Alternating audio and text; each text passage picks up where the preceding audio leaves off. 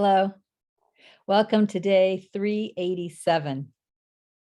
And of course, you've been focusing on NTI, 2 Timothy, almost done. You have one more day of reading, but that has been the center of our focus for the last week. You've listened to a lot of audios, as well as readings, as well as practices. Well, I want to share with you something from A Course in Miracles. This is in the introduction to A Course in Miracles. It says that this is what A Course in Miracles says. Nothing real can be threatened. Nothing unreal exists. Herein lies the peace of God. Again, just in case you don't know the Course and you aren't familiar with this, let me say it again. Nothing real can be threatened. Nothing unreal exists. Herein lies the peace of God. Well, this is what you're learning through NTI 2 Timothy. This is what you're learning whenever you practice the superconductor process, whenever you practice Regina's rest, accept, and trust process, whenever you be with an emotion and allow it to be as it is, while you stay present as the observer or awareness or consciousness. So I want to talk a little bit about how you're learning this. And by the way, you're not learning it intellectually, you're learning it experientially when you practice these processes. But let me throw a little bit of intellectual understanding on it. So the first line of that is, nothing real can be threatened. When you have strong emotions coming up and you're practicing the superconductor process or rest, accept, and trust, or maybe something very similar, one of the things you want to do is pay attention to the center of your focus. Remember when we were doing the open-eyed meditation, we would gaze at an object, and even though our eyes were on the object wasn't really the center of our focus. We were really paying attention to the watching itself, the awareness itself. That's really the same way you want to practice the superconductor process or the rest, accept, and trust process. When you're being with these emotions, they are the object. Just like during the open-eyed meditation, you might be looking at a flower in a vase or a picture hanging on the wall, right? The emotion is the object, just like those things. So certainly there's going to be, some element of awareness of the object, but the focus of your attention lies with the watching, lies with the awareness, the presence. That's the something real that can't be threatened. And if you shift your attention to that, as these strong emotions are coming up, you start to learn experientially about this. It feels like in the beginning, this part of yourself, but ultimately it's not a part of yourself, it is yourself. But this part of yourself that is absolutely changeless, even while all of this storm is going on in the foreground. With continued focus on awareness or consciousness or presence. And of course, we're practicing now also through the loving consciousness meditation, focusing on this. What you start to realize, again, experientially and from the heart and from intuition, is I am that. So two things are occurring. You're seeing that this is not affected by anything. And you're seeing I am that, which really means I am not affected by anything. I am the something real that cannot be threatened. The second line of that introduction from A Course in Miracles was, Nothing unreal exists. And you're also learning this experientially as you practice NTI 2 Timothy. Now, when you're going through something, right, when intense fear has been triggered, or guilt or unworthiness or jealousy or anger or hatred or whatever it is, it certainly seems that that exists. So what I want to do is I want to talk a little bit about what the words real and unreal mean and what the word exists means. So again, we'll just put a little bit of intellectual understanding on this experiential learning.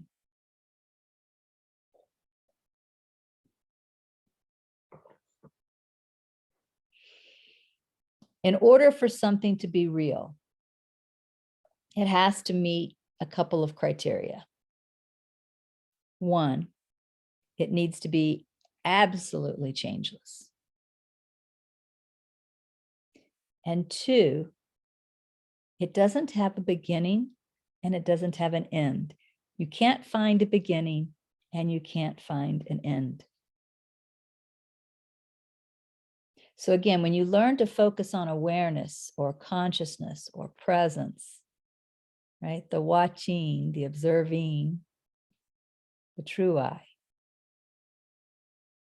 And you learn to look at that and really kind of, we'll say, inquire about that or analyze that for the criteria of reality.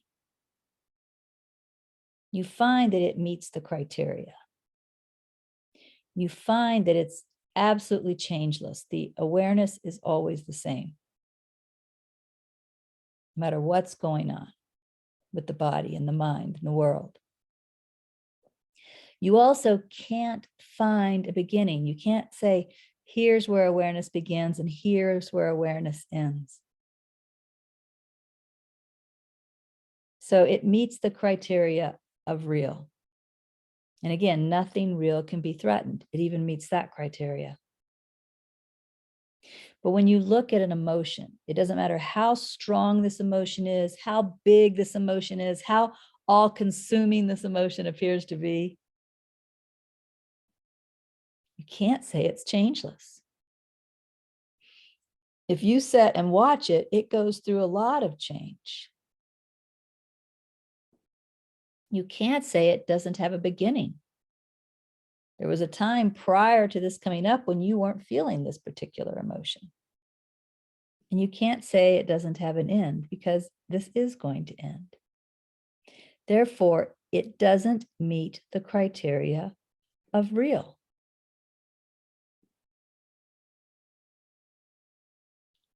It's unreal.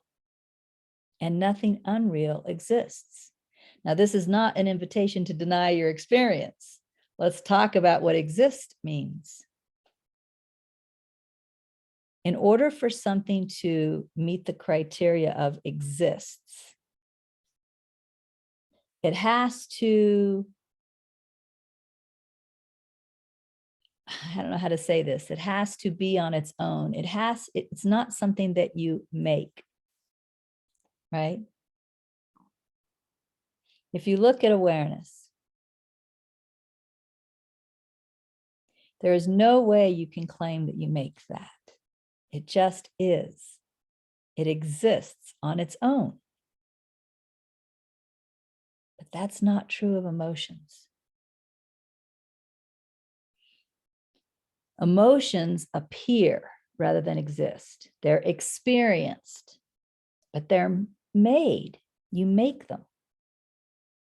The way you make them is some thought comes in, you give attention to it, and your attention has, kind of life in it, right? It's a living attention, has life in it. You give your attention to it, that brings it to life temporarily, and it's experienced, but then again, it is at some point going to fade away and end.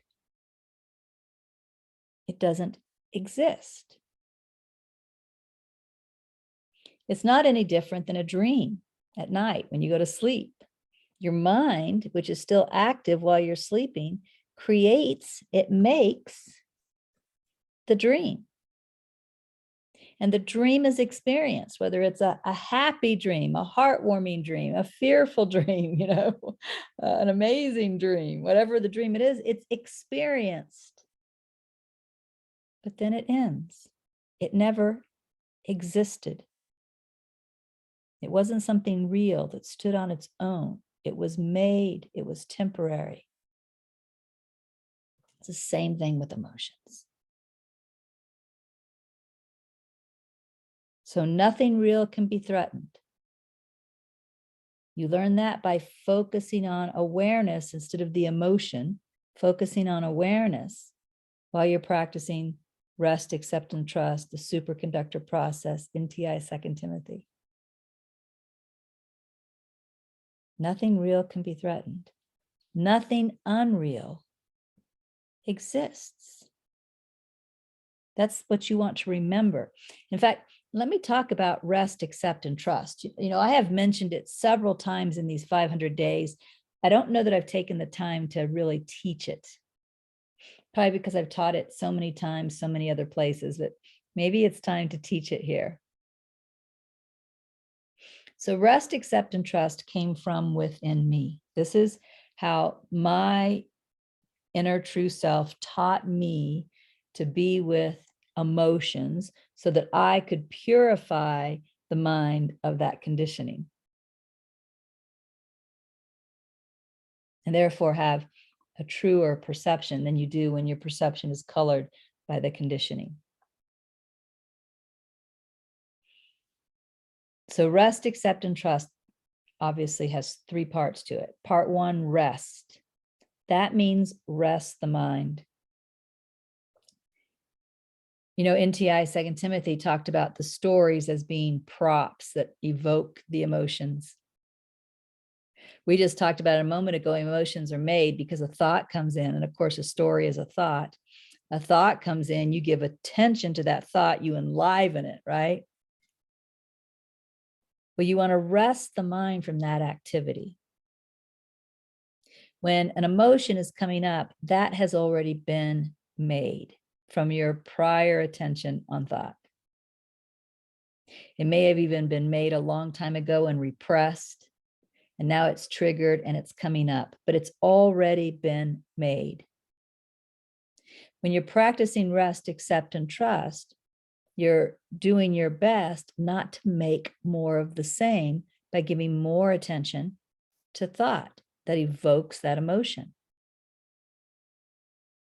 So you're resting instead of having your attention be on these thoughts, which again makes more of the emotion. You rest the mind by placing your attention back on awareness. And if that's not something you feel like you can do, and I'll be honest, in the very beginning, I didn't know how to do that, but I still practiced rest, accept, and trust. So there's a more basic way of doing it. It's what I call self-coaching. You use the mind to coach yourself through the rest, accept, and trust process, rather than allowing the mind to be focused on the thoughts, the stories. And so here's how that worked for me. And I call this active resting. You're resting your attention away from the story by placing your attention with something more helpful. So let's imagine something has triggered an emotion for me, a strong emotion. Oh my goodness, this emotion is so strong. So usually I would start the rest process like this. Okay, breathe. Just breathe. Focus on your breath for a moment. Just breathe. Okay, now this is all right. This emotion is coming up. We're going to allow this emotion to come up. We're going to be relaxed, as relaxed as we can be. There's nothing that can hurt us here. This is just an emotion. I'm going to relax. I'm going to let it happen. It will have an end. This too shall pass. There's nothing I need to do right now but be. I can feel this emotion. I can allow this emotion to go through the body. It isn't hurting anything. It's just an experience. It's a temporary feeling. There's nothing I need do. I don't want to listen to the mind. I want to heal. I want to heal. I want to heal. I don't want to listen to the story. I don't want to be caught up in this anymore. I want to be free. I want a genuine healing. I'm going to let this come up and pass by, etc., etc., etc. Self-coaching. And you'll be surprised, as you give your attention to the self-coaching, those self-coaching thoughts will come in from the right mind. The story comes in from the wrong mind, right? The self-coaching thought comes in from the right mind. So as you give your attention to that, you'll get more of those. So that rest, accept, and trust, there's really a couple of ways to do it, just depending on what you can do. One, shift your attention from being focused on the emotion and focused on the story to being focused on the watching, the allowing, the being, the presence, the awareness, the consciousness.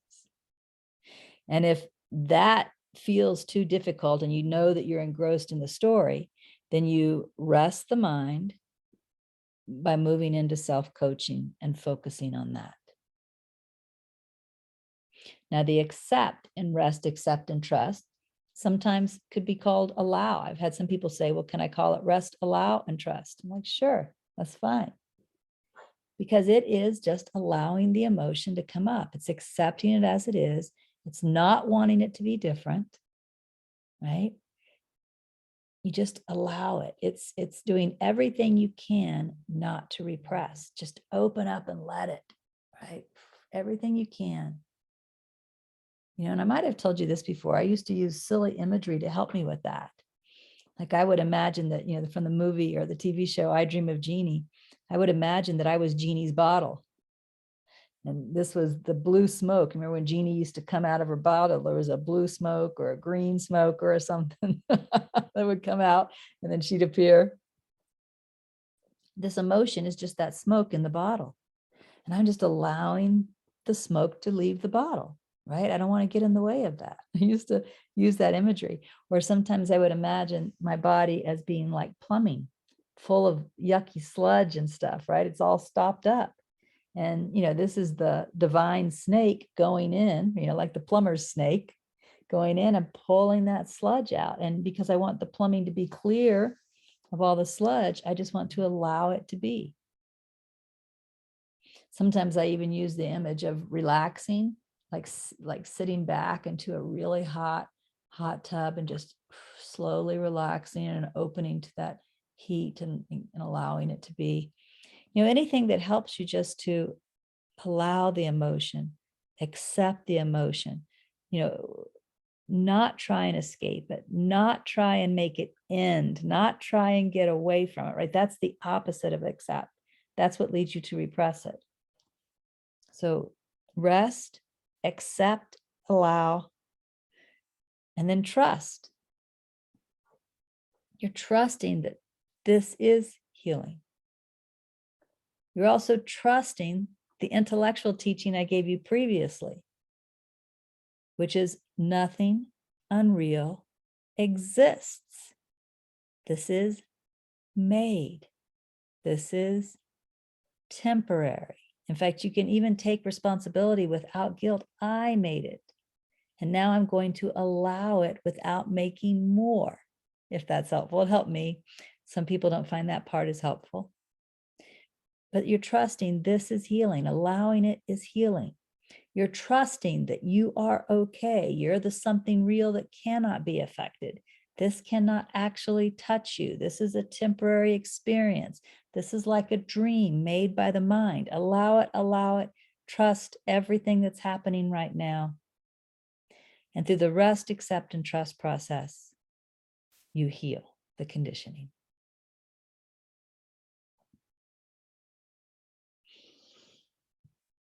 Great book to read. If you have time to add a book, to your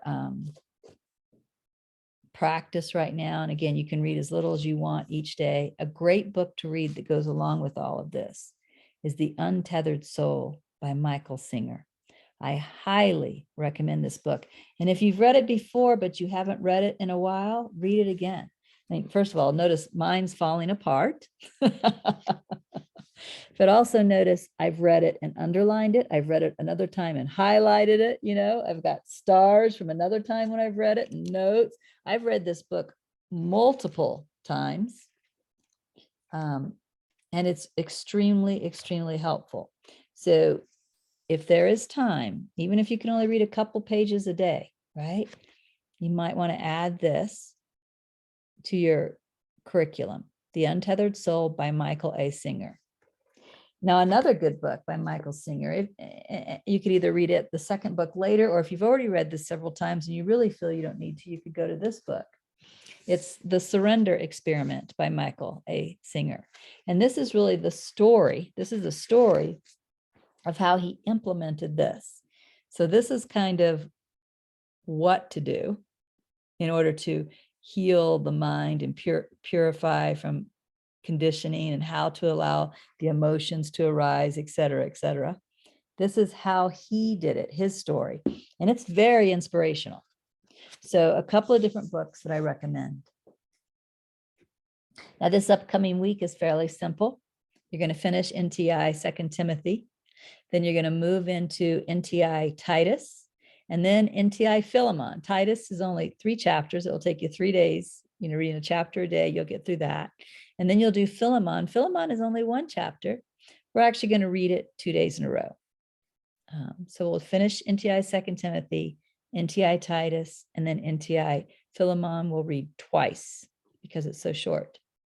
That'll be our week. You'll also have a weekend assignment, and you will also do the loving consciousness meditation each day. So I hope you're finding these 500 days helpful. And everything that we're doing is important. Don't get me wrong. Everything that we're doing is important. But I ask you to pay particular heart attention to the teaching from NTI 2 Timothy. Sometimes people embrace the more positive, or what the mind says is the more positive teachings. And then when it comes to these teachings that the mind is a little more afraid of, like allowing negative emotions, people try to say, oh, you don't really need to do that, or they forget about it in their times of need. They don't practice superconductor. They don't practice rest, accept, and trust. They believe the emotions. They get all caught up, right? They're just listening to the thoughts. And that's how you keep chasing your tail. The way you really move forward on the spiritual path is to embrace this teaching. This one right here. This is where you get the real bang for your buck. So embrace NTI 2 Timothy. Think about reading one of these books or both of these books by Michael Singer.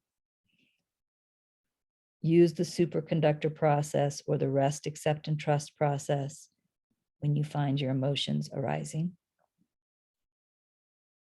Remember, what you truly want is to be free of unreal conditioning, to see with true perception, and to know yourself as that which cannot be affected.